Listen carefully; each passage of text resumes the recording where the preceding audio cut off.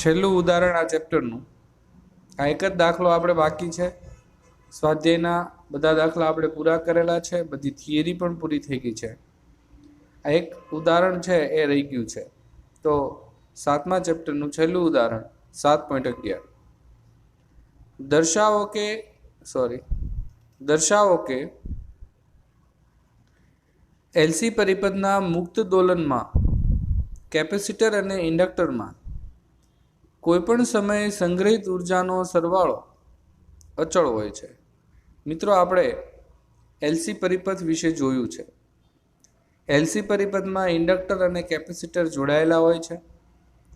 Capacitor અને inductor બંને ઉર્જા સંગ્રહ કરવાનું વલણ ધરાવે છે, ઉર્જા વાપરતા નથી. કેપેસિટરમાં ઉર્જા વિદ્યુત ઉર્જાના સ્વરૂપમાં સંગ્રહ થતી હોય છે અને ઇન્ડક્ટરમાં ઉર્જા ચુંબકીય ઉર્જાના સ્વરૂપમાં સંગ્રહ થતી હોય છે. આ સંગ્રહિત ઉર્જાનો જે સરવાળો છે એ અચળ હોય છે એવું આપણે સાબિત કરવાનું છે. મિત્રો, આપણે એવું ધારી લઈએ છીએ કે t બરાબર 0 સમયે કેપેસિટર પૂરેપૂરું ચાર્જ છે, એટલે t બરાબર 0 સમયે Q0 જેટલો ચાર્જ એ કેપેસિટરની બે પ્લેટોમાં રહેલો છે. અને ઇન્ડક્ટર t બરાબર 0 સમયે એ ઉર્જા ધરાવતું નથી, એટલે કે સર્કિટમાં વહેતો જે પ્રવાહ છે t બરાબર 0 સમયે એ 0 છે. t બરાબર t સમયની વાત કરીએ મિત્રો, તો t બરાબર t સમયે ધીમે ધીમે કેપેસિટર ડિસ્ચાર્જ થશે, વિદ્યુત ઉર્જા ઓછી થશે અને એનું ચુંબકીય ઉર્જાના સ્વરૂપમાં રૂપાંતરણ થતું જશે. એટલે સર્કિટમાં પ્રવાહ છે એ વહેવા લાગશે અને t સમયે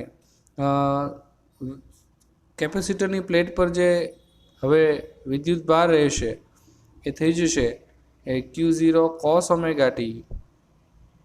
અને t સમયે સર્કિટમાં વહેતો જે પ્રવાહ છે એ આનું વિકલન કરીએ એટલે આપણને મળે Q0 omega sin omega t. કારણ કે કોસનું વિકલન થશે સાઇન, કોસ ઓમેગા ટીનું વિકલન થશે એ ઓમેગા સાઇન ઓમેગા ટી. કારણ કે ટીની હારે ઓમેગા ગુણાયેલો છે એટલે એને આગળ આપણે ગુણવો પડશે. તો આ ટી સમયે એ કેપેસિટરની પ્લેટ પરના વિદ્યુતભાર અને સર્કિટમાં વહેતો પ્રવાહ આપણને મળ્યો. આપણે બંનેની ઉર્જાનો સરવાળો એ જોવાનો છે કે બંનેનો સરવાળો અચળ મળવો જોઈએ એવું સાબિત કરવાનું છે. તો ટી સમયે કેપેસિટરની પ્લેટ પર સંગ્રહાયેલી વિદ્યુત ઉર્જાનું સૂત્ર આપણે જો લખીએ તો થશે UE. કારણ કે ઇલેક્ટ્રિકલ ઉર્જા એટલે UE. સૂત્ર આપણને કેપેસિટર માટે ઉર્જાનું સૂત્ર ખબર છે Q²/2C. Qની કિંમત આપણે મૂકીએ તો ટી સમયે કેપેસિટરની પ્લેટ પરનો જે વિદ્યુતભાર છે એ Q0 cos ઓમેગા t છે. વર્ગ છે એટલે વર્ગ થઈ જશે 2C. સાદરૂપ આપીએ એટલે થઈ જશે Q0² cos² omega t upon 2C. આ થઈ ગયું વિદ્યુત ઉર્જાનું સૂત્ર, કેપેસિટરની પ્લેટ પર સંગ્રહિત ઉર્જાનું સૂત્ર. હવે મિત્રો, આવી જ રીતે આપણે ઇન્ડક્ટરની પ્લેટો માટે એ ઉર્જાનું સૂત્ર લખીએ તો ઇન્ડક્ટર માટે આપણે UM=1/Li² થશે. મિત્રો, આઈની કિંમત આપણે મૂકીએ તો 1/L આઈ આપણને ખબર છે -Q0 omega sine omega T છે. આઈનો વર્ગ છે એટલે વર્ગ કરવો પડશે. સાદરૂપ આપીએ એટલે લખાશે 1/L માઇનસનો વર્ગ થઈ જશે +Q² ઓમેગા² sin² ઓમેગા ટી.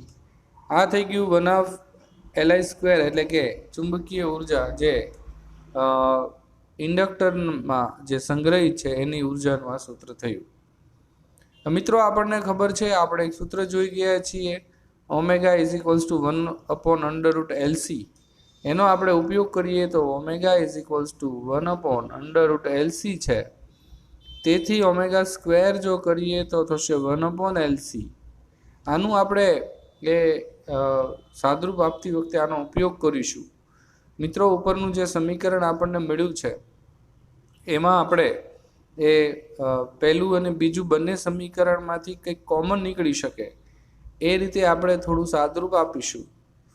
એટલે હું સૌ પ્રથમ બંનેનો સરવાળો કરું છું અને આ કિંમત પછી એ સાદરૂપ આપતી વખતે મૂકીશ. તો કુલ ઉર્જા આપણે ગોતવી છે, એટલે કે બંનેની ઉર્જાનો સરવાળો આપણે વિચારવો છે. તો ઇલેક્ટ્રિકલ ઉર્જા વત્તા ઇન્ડક્ટરમાં સંગ્રહિત ઉર્જા UM એ બંનેનો સરવાળો અચળ સાબિત કરવો છે. મિત્રો યુઈનું સૂત્ર હજી હમણાં જ આપણે ઉપર જોયું હતું, Q0² cos² ωt/2c. અને UMનું સૂત્ર આપણે એ જોયું કે 1/2 L Q0² ω² sin² ωt. પરંતુ મિત્રો આપણે થોડું સાદરૂપ આપી દઈએ, આ કિંમત મૂકી દઈએ, જેથી કરીને આપણે UMની કિંમત એ સરળતાથી છે એ મૂકી શકીએ. એટલે કે આપણે અહીંયા L દૂર કરીએ અને એની બદલે એને થોડા એવા ફોર્મમાં લાવીએ કે જેથી કરીને આપણે કોમન કાઢી શકીએ. એટલે આમાંથી Lને કરતા બનાવી નાખવું, એટલે Lની જગ્યાએ 1/ω² c લખી શકાય. તો આપણે UMનું સમીકરણ જો લખીએ તો આવું થશે, 1/2 Lની જગ્યાએ 1/ω² c થશે, એટલે થશે આ ω² × c. Lની જગ્યાએ કિંમત મૂકી 1/, અંશમાં Q0² ω² sin² ωt તો છે જ તે. ω² કેન્સલ થઈ ગયું, એટલે આપણને UMનું સમીકરણ મળ્યું Q² sin² ωt/2c. આ થઈ ગયું UMનું સમીકરણ. મિત્રો આ કિંમત આપણે હવે અહીંયા મૂકીશું UMની જગ્યાએ, તો થશે Q² sin² ωt/2c. હવે મિત્રો એ બંનેમાંથી કંઈક કોમન કાઢી શકાય એવું છે. એકચ્યુઅલી આ Q0 છે, એટલે આપણે કોમન કાઢીએ એટલે થશે Q0² 2c કોમન નીકળશે, એટલે અંદર વધશે sin² ωt + cos² ωt. મિત્રો આપણે જાણીએ છીએ કે sin² + cos² = 1 આવું નિત્યસમ છે, એટલે Q²/2c એ આપણને કુલ ઉર્જા મળી જશે. કારણ કે આ આખું નિત્યસમ છે ને એની કિંમત 1 હોય છે એવું આપણે ત્રિકોણમિતિમાં ભણી ગયા છીએ. sin² + cos² = 1. તો મિત્રો આમાં ક્યાંય t વાળું પદ આવ્યું નહીં, સાઇન કે કોસ વાળું પદ આવ્યું નથી, એટલે આપણે એવું કહી શકીએ કે Q0 અને c કોન્સ્ટન્ટ ક્વોન્ટિટી છે. Q0²/2c જવાબ મળ્યો છે, એટલે એવું કહી શકીએ કે વિદ્યુત ઉર્જા અને ચુંબકીય ઉર્જાના સ્વરૂપમાં જે ઇન્ડક્ટર અને કેપેસિટરમાં સંગ્રહિત ઉર્જા છે એનો સરવાળો એ અચળ મળે છે. એટલે આ જે છે એ બંને અચળ પદ છે, અને આમ આપણે સાબિત કરી શકીએ કે કોઈપણ સમયે કેપેસિટર અને ઇન્ડક્ટરમાં સંગ્રહિત ઉર્જાનો સરવાળો એ અચળ રહે છે. Thank you. ચેપ્ટર નંબર 8 શરૂ કરીએ છીએ. ચેપ્ટર નંબર 8 જે છે એનું નામ છે વિદ્યુત ચુંબકીય તરંગો. ખૂબ જ નાનું એવું ચેપ્ટર છે, અને 8.2 ટોપિક કે જે સ્થાનાંતર પ્રવાહ નામનો ટોપિક છે એ કેન્સલ થયેલો છે. બાકી બધું એઝ ઇટ ઇઝ છે, અમુક દાખલાઓને બાદ કરતા. મિત્રો ખૂબ સરળ ચેપ્ટર છે. હવે આપણે પ્રસ્તાવનાથી શરૂ કરીએ તો પહેલો પ્રશ્ન છે, એમ્પિયર સર્કિટલના નિયમમાં અસંગતતા દૂર કરવા કઈ જરૂરિયાત સૂચવી? અસંગતતા એટલે કે એમાં કોઈ ખામી જણાઈ હશે. એમ્પિયર સર્કિટલનો નિયમ હતો, આપણે એમ્પિયર સર્કિટલના નિયમમાં આવું સૂત્ર જોયું હતું, integration of B.dl = μ0 sigma I. આવું સૂત્ર જોયું હતું. મિત્રો આ સૂત્રમાં કંઈક ખામી સર્જાણી, એટલે કે કંઈક ભૂલ હોય એવું જોવા મળ્યું. તો એ જે ભૂલ છે એનું સોલ્યુશન કઈ રીતે એ જોવા મળ્યું, કઈ જરૂરિયાત ઊભી થઈ, શું કંઈ એમાં રાશિ ઘટતી હતી, શું હતું, એ આપણે આ પ્રશ્નમાં જોવાનું છે.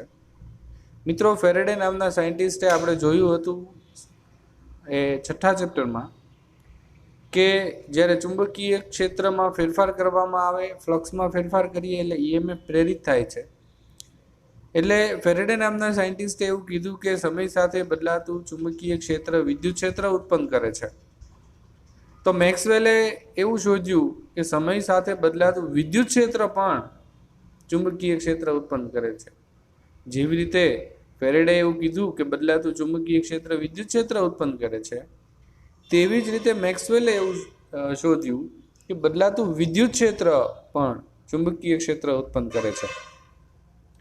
તો એમ્પિયર સર્કિટલનો જે નિયમ હતો એ બદલાતા જતા સમય સાથે બદલાતા જતા વિદ્યુત પ્રવાહ સાથે જોડેલ. કેપેસિટરની બહારના ભાગમાં ચુંબકીય ક્ષેત્ર ઉત્પન્ન જે થાય છે, બહારના ભાગમાં જે ચુંબકીય ક્ષેત્ર શોધવાનો જે પ્રયોગ છે, એમાં મેક્સવેલે કંઈક ખામી જોઈ. એણે જોયું કે આ જે સૂત્ર છે B.dl = μ0 સિગ્મા I, એમાં હજી કંઈક પદ ઘટે છે. અને એ જે પદ હતું એ પદ એ આપણે જે ટોપિક દૂર થયો છે, એટલે કે નવા આપણે આ વખતેના જે પેપરમાં નથી જે ટોપિક, જેનું નામ છે સ્થાનાંતર પ્રવાહ.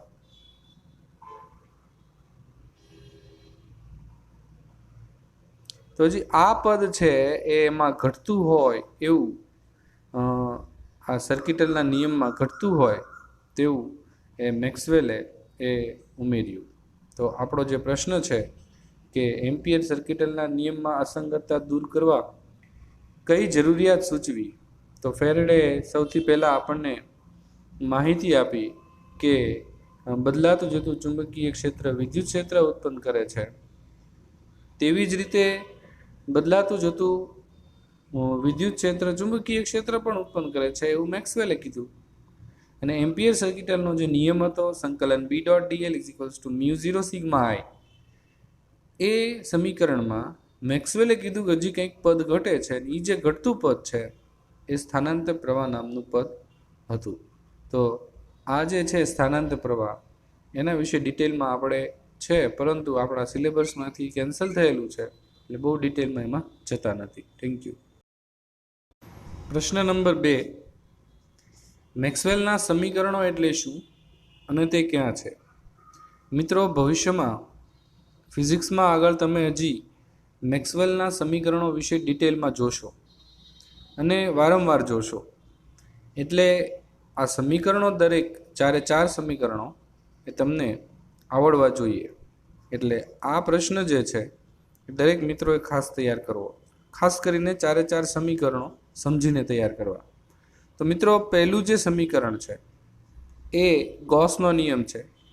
મેક્સવેલના 4 સમીકરણો પૈકી પહેલું સમીકરણ ગોસનો નિયમ, જે આપણે પહેલા ચેપ્ટરમાં ઓલરેડી જોઈ ગયા છીએ. સંકલન E.dA = સિગ્મા Q/ε0.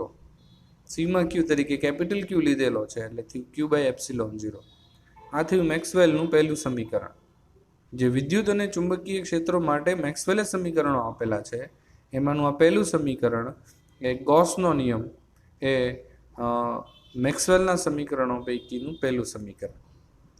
બીજું જે સમીકરણ છે એ પણ આપણે ઓલરેડી જોઈ ગયા છીએ કે કોઈ લૂપ માટે સંકલન B.dA એ હંમેશા 0 હોય છે. બંધ લૂપનું ચુંબકીય ક્ષેત્રનું પૃષ્ઠ સંકલન હંમેશા 0 હોય છે. એ ચુંબકત્વ માટે ગોસનો નિયમ એ મેક્સવેલનું બીજું સમીકરણ છે. અગાઉના ચેપ્ટરોમાં આ 2 સમીકરણો આપણે જોયા છે. ત્યાર પછી ત્રીજું જે સમીકરણ છે એ છે બદલાતું જતું ચુંબકીય ક્ષેત્ર એ આ વિદ્યુત ક્ષેત્ર ઉત્પન્ન કરે છે. બદલાતું જતું ચુંબકીય ક્ષેત્ર વિદ્યુત ક્ષેત્ર ઉત્પન્ન કરે છે એવું ફેરેડે નામના સાયન્ટિસ્ટે દર્શાવેલું હતું. તો એ જે સમીકરણ છે એ સંકલન E.dl = -dϕ/dt. આ છે ફેરેડેનો નિયમ. એકચ્યુઅલી આપણે ફેરેડેનો નિયમ જોયો છે, E = -n/dϕ/dt. તો આ જે છે એ બંધ પૃષ્ઠ માટે ફેરેડેનો નિયમ સંકલન E.dl = -dϕ/dt.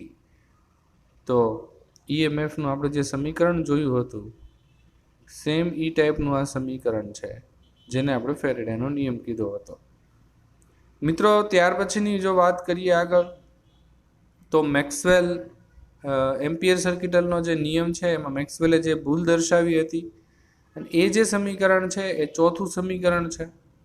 સંકલન B dot DL is equals to mu zero IC plus mu zero epsilon zero ડી5 ઈ બાય ડીટી એ એવું સૂચવે છે કે બદલાતું જતું વિદ્યુત ક્ષેત્ર એ ચુંબકીય ક્ષેત્ર આપે છે. તો આમ મેક્સવેલે આ ચોથું સમીકરણ આપેલું છે, જેને એમ્પિયર મેક્સવેલનો નિયમ તરીકે એ ઓળખવામાં આવે છે. મિત્રો, આ જે 4 સમીકરણો છે એ તમારે ખાસ તૈયાર કરવાના છે, ભવિષ્યમાં તમને ઉપયોગી થશે. આ ચેપ્ટરમાં આપણે સ્થાનાંતર પ્રવાહ નામનો ટોપિક નીકળી ગયો છે, એટલે અમુક અંશે આ સમીકરણો તમને એટલા બધા ડિસ્ટર્બ નહીં કરે, પરંતુ ભવિષ્યમાં એ આ જે મેક્સવેલના સમીકરણો છે એ ખૂબ જ ઉપયોગી થશે. એટલે દરેક મિત્રોએ આ 4 સમીકરણો એ ખાસ તૈયાર કરી લેવા. Thank you. પ્રશ્ન નંબર 3, મેક્સવેલના સમીકરણોમાંથી ઉદ્ભવતું અનુમાન જણાવો. મિત્રો, મેક્સવેલે જે 4 સમીકરણો આપેલા છે એ 4 સમીકરણો વિદ્યુત ચુંબકીય તરંગો માટેના અનુમાનો રજૂ કરે છે. એ એવી રજૂઆત કરે છે કે વિદ્યુત ચુંબકીય તરંગો જે છે એ બદલાતા જતા વિદ્યુત ક્ષેત્ર અને ચુંબકીય ક્ષેત્રના એમાં દોલનો થાય છે, અને એ અવકાશમાં પ્રસરણ પામે છે. એટલે કે વિદ્યુત ચુંબકીય તરંગો એ બદલાતા જતા વિદ્યુત ક્ષેત્ર અને બદલાતા જતા ચુંબકીય ક્ષેત્ર આ બંનેના સંયુક્ત રીતે અવકાશમાં પ્રસરણ દર્શાવે છે. એટલે સમય સાથે બદલાતું વિદ્યુત ક્ષેત્ર અને ચુંબકીય ક્ષેત્ર સંયુક્ત રીતે એ વિદ્યુત ચુંબકીય તરંગોનું અવકાશમાં પ્રસરણ એ દર્શાવે છે. ત્યાર પછી બીજું એ માહિતી મળી કે વિદ્યુત ક્ષેત્ર અને ચુંબકીય ક્ષેત્રના લીધે એ વિદ્યુત ચુંબકીય જે તરંગો છે એ મળે છે, અને એની ઝડપ 3 × 10⁸ મીટર પર સેકન્ડ જેટલી છે. એટલે અવકાશમાં એ 3 લાખ કિલોમીટર પર સેકન્ડની ઝડપથી આ વિદ્યુત ચુંબકીય તરંગો જે છે એ પ્રસરે છે. અને આ વિદ્યુત ચુંબકીય તરંગોની અંદર સમય સાથે બદલાતું વિદ્યુત ક્ષેત્ર અને ચુંબકીય ક્ષેત્રના દોલનો થાય છે. ત્યાર પછી મેક્સવેલે આ જે 4 સમીકરણો છે એ 4 સમીકરણોનો ઉપયોગ કરી વિદ્યુતીય, ચુંબકીય અને પ્રકાશશાસ્ત્ર આ દરેક શાખાને મિક્સ કરવાનું કામ કર્યું. એટલે ત્રણેયને એકબીજા સાથે સાંકળવાનું કામ કર્યું આ 4 સમીકરણો પરથી. ત્યાર પછી હર્ટ્ઝ નામના સાયન્ટિસ્ટે એ વિદ્યુત ચુંબકીય તરંગોને પ્રયોગશાળામાં ઉત્પન્ન કરવાનું કામ કર્યું, અને ત્યારબાદ અલગ અલગ સાયન્ટિસ્ટોએ આ જે તરંગો પ્રયોગશાળામાં ઉત્પન્ન થાય છે એને દૂર દૂર સુધી પહોંચાડવાનું કામ કર્યું. આમ વિદ્યુત ચુંબકીય તરંગો માટે વિદ્યુત ચુંબકીય તરંગોની અલગ અલગ તરંગ લંબાઈ, એનું વર્ણપટ, એની આવૃત્તિ અને એને દૂર દૂર સુધી પહોંચાડવાનું જે કામ છે એ આ મેક્સવેલના સમીકરણોના અનુમાન પરથી વિદ્યુત ચુંબકીય તરંગોના અસ્તિત્વ જાણ્યા પછી એ બધું શક્ય બન્યું. તો આમ આ મેક્સવેલના સમીકરણો એ ખૂબ જ અગત્યના સમીકરણો સાબિત થયા. Thank you. 8.2 ટોપિક સ્કીપ કરેલો છે કારણ કે આપણા સિલેબસમાંથી કેન્સલ થઈ ગયો છે. એટલે 8.3 ટોપિકનો પહેલો પ્રશ્ન છે, વિદ્યુત ચુંબકીય તરંગો કેવી રીતે ઉત્પન્ન કરાય છે. મિત્રો, વિદ્યુત ચુંબકીય તરંગ ઉત્પન્ન કરવું હોય તો બદલાતું જતું વિદ્યુત ક્ષેત્ર અને બદલાતું જતું ચુંબકીય ક્ષેત્ર એ મળવું જોઈએ. સ્થિર વિદ્યુત ભાર છે એ તો માત્ર વિદ્યુત ક્ષેત્ર જ આપી શકે, અથવા અચળ વેગથી ગતિ કરતો વિદ્યુત ભાર છે એ વિદ્યુત ક્ષેત્ર અને ચુંબકીય ક્ષેત્ર આપી શકે. પરંતુ મિત્રો, વિદ્યુત ક્ષેત્ર અને ચુંબકીય ક્ષેત્રનું બદલાવવું જરૂરી છે વિદ્યુત ચુંબકીય તરંગો માટે. અને એ બદલાવા માટે અચળ વેગથી ગતિ કરતો વિદ્યુત ભાર કે સ્થિર વિદ્યુત ભાર દ્વારા એ વિદ્યુત ચુંબકીય તરંગો ઉત્પન્ન ન કરી શકાય. તો પછી શું કરવું? તો વિદ્યુત ભાર છે એને પ્રવેગિત ગતિ કરાવવી પડે. જો વિદ્યુત ભાર પ્રવેગિત ગતિ કરતો હોય, એટલે કે વેગમાં ફેરફાર થતો હોય, વેગમાં, તો વિદ્યુત ભારના વેગમાં ફેરફાર થતો હોય તો વિદ્યુત ભાર પ્રવેગિત ગતિ કરતો હોય. જો પ્રવેગિત ગતિ કરતો વિદ્યુત ભાર હોય તો વિદ્યુત ક્ષેત્ર અને ચુંબકીય ક્ષેત્ર બંને ઉત્પન્ન થતું હોય ને એ પણ સમય સાથે બદલાતું હોય તેવું વિદ્યુત ક્ષેત્ર અને ચુંબકીય ક્ષેત્ર એ મેળવી શકાય, અને પરિણામે વિદ્યુત ચુંબકીય તરંગો છે એ આપણે મેળવી શકીએ. તો આમ મિત્રો ખાસ ધ્યાન રાખજો, વિદ્યુત ચુંબકીય તરંગો મેળવવા માટે વિદ્યુત ભાર પ્રવેગિત ગતિ કરતો હોવો જોઈએ. સ્થિર વિદ્યુત ભાર માત્ર વિદ્યુત ક્ષેત્ર જ આપી શકે. અચળ વેગથી ગતિ કરતો વિદ્યુત ભાર વિદ્યુત ક્ષેત્ર અને ચુંબકીય ક્ષેત્ર આપી શકે. પરંતુ વિદ્યુત ચુંબકીય તરંગો મેળવવા માટે આ બંને ક્ષેત્રો સમય સાથે બદલાતા હોવા જોઈએ. એના માટે વિદ્યુત ભાર પ્રવેગિત ગતિ કરતો હોવો જરૂરી છે. મેક્સવેલના વાદ અનુસાર પ્રવેગિત વિદ્યુત ભાર જ વિદ્યુત ચુંબકીય તરંગોનું ઉત્સર્જન કરી શકે. આપણે જે 4 સમીકરણો જોયા એ પ્રમાણે. એટલા માટે વિદ્યુત ભારને દોલિત ગતિ કરાવવી જરૂરી છે. એટલે દોલન કરતો જે વિદ્યુત ભાર છે એ પ્રવેગિત ગતિનું ઉદાહરણ ગણી શકાય. આમ જેટલી આવૃત્તિથી આ વિદ્યુત ભાર દોલન કરતો હોય એ આવૃત્તિવાળો વિદ્યુત ચુંબકીય તરંગો એનું ઉત્સર્જન કે એનું નિર્માણ કરી શકાય. એટલી જ આવૃત્તિથી વિદ્યુત ક્ષેત્ર અને ચુંબકીય ક્ષેત્રનું નિર્માણ થાય. અને આ જે દોલનો છે વિદ્યુત ભારના એ જો પુનરાવર્તિત ગતિ કરતા હોય તો પરિણામે એ અવકાશમાં વિદ્યુત ચુંબકીય તરંગો જે છે એ ઉત્સર્જિત કરી શકાય. તો આમ વિદ્યુત ભારને એ પ્રવેગિત ગતિ કરાવવો જોઈએ અને દોલિત ગતિ કરાવવાથી સતત વિદ્યુત ચુંબકીય તરંગો એ આપણે મેળવી શકીએ. મિત્રો, ખાસ અગત્યની બાબત એ છે કે વિદ્યુત ચુંબકીય તરંગોમાં વિદ્યુત ક્ષેત્રો, ચુંબકીય ક્ષેત્રો આ બંને એકબીજાને પરસ્પર લંબ હોય છે. વિદ્યુત ક્ષેત્ર અને ચુંબકીય ક્ષેત્રના જે દોલનો થતા હોય છે, સપોઝ વિદ્યુત ક્ષેત્રના દોલનો x દિશામાં થતા હોય તો ચુંબકીય ક્ષેત્રના દોલનો y દિશા કે z દિશામાં થવા જોઈએ, લંબ થવા જોઈએ. અને જે બંનેના દોલનોના લીધે જે વિદ્યુત ચુંબકીય તરંગ ઉત્પન્ન થાય છે અને પરિણામે એ માધ્યમમાં પ્રસરણ પામે છે, તો એ પ્રસરણ પણ આ બંને ક્ષેત્રોને લંબ હોય. એટલે કે આપણે સપોઝ એવું વિચારીએ કે x દિશામાં વિદ્યુત ક્ષેત્રના દોલનો થાય છે, y દિશામાં ચુંબકીય ક્ષેત્રના દોલનો થતા હોય, તો વિદ્યુત ચુંબકીય તરંગોનું પ્રસરણ એને બંનેને લંબ એટલે કે z દિશામાં થતું હોય છે. આમ ત્રણેય એકબીજાને લંબ હોય છે. વિદ્યુત ક્ષેત્ર, ચુંબકીય ક્ષેત્ર અને પ્રસરણ, વિદ્યુત ચુંબકીય તરંગનું પ્રસરણની દિશા, આ ત્રણેય પરસ્પર લંબ હોય છે. અને જે વિદ્યુત ચુંબકીય તરંગ ઉત્પન્ન થાય છે મિત્રો, એની આવૃત્તિ આ દોલનની જે વિદ્યુત ભાર દોલિત ગતિ કરે છે એ જે આવૃત્તિથી દોલન કરતો હોય એ આવૃત્તિ જેટલી જ આવૃત્તિથી એ આવૃત્તિવાળા વિદ્યુત ચુંબકીય તરંગો હંમેશા ઉત્પન્ન થતા હોય છે. અને એને પ્રસરવા માટે જે ઉર્જા મળે છે આ વિદ્યુત ભારની દોલિત ગતિના લીધે જે ઉર્જા મળે છે એ ઉર્જાને લીધે વિદ્યુત ચુંબકીય તરંગોને એ ઉર્જા મળતી હોય છે. મિત્રો, પ્રકાશ છે વિદ્યુત ચુંબકીય તરંગ છે આપણે જાણીએ છીએ. અને પ્રયોગશાળામાં મેળવવા માટે જો પ્રયોગ વિચારીએ તો આપણા જે ઇલેક્ટ્રોનિક્સ બધા પરિપથો છે, એ બધી સર્કિટ છે, એ 1011 હર્ટ્ઝ જેટલી આવૃત્તિથી આવૃત્તિ એમાંથી મેળવી શકાય છે.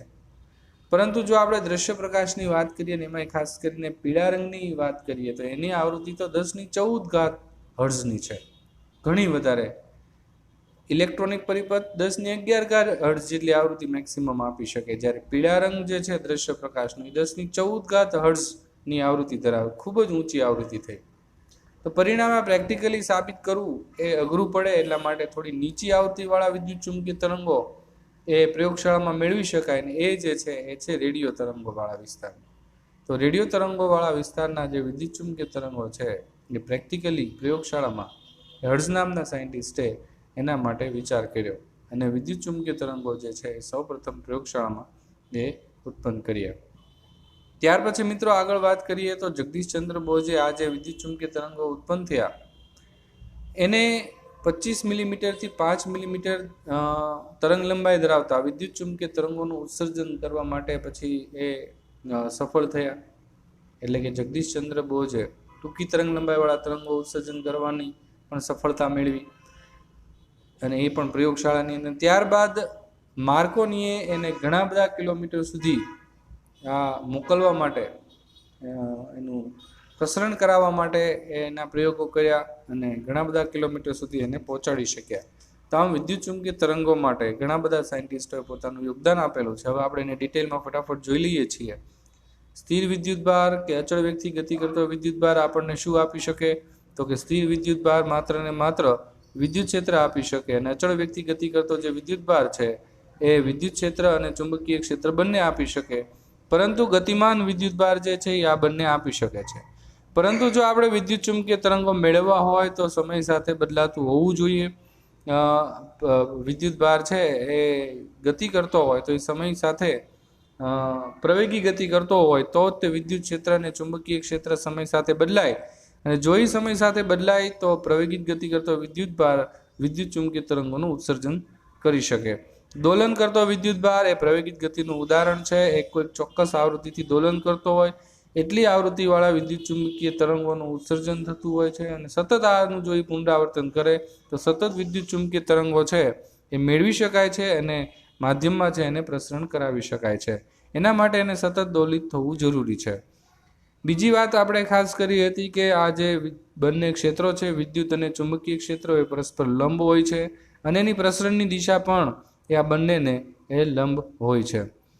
વિદ્યુત ચુંબકીય તરંગોની જે આવૃત્તિ છે એ જે વિદ્યુત ભાર દોલન કરે છે એની આવૃત્તિ જેટલી જ હોય છે, અને એની પાસે જે ઉર્જા મળે છે એ પ્રવેગિત વિદ્યુત ભાર જે ઉર્જા મેળવે છે એના ભોગે જ એ આપણને વિદ્યુત ચુંબકીય તરંગોને ઉર્જા મળતી હોય છે. ઇલેક્ટ્રોનિક પરિપથ વડે 10⁻11 હર્ટ્ઝ જેટલી આવૃત્તિ મેળવી શકાય છે.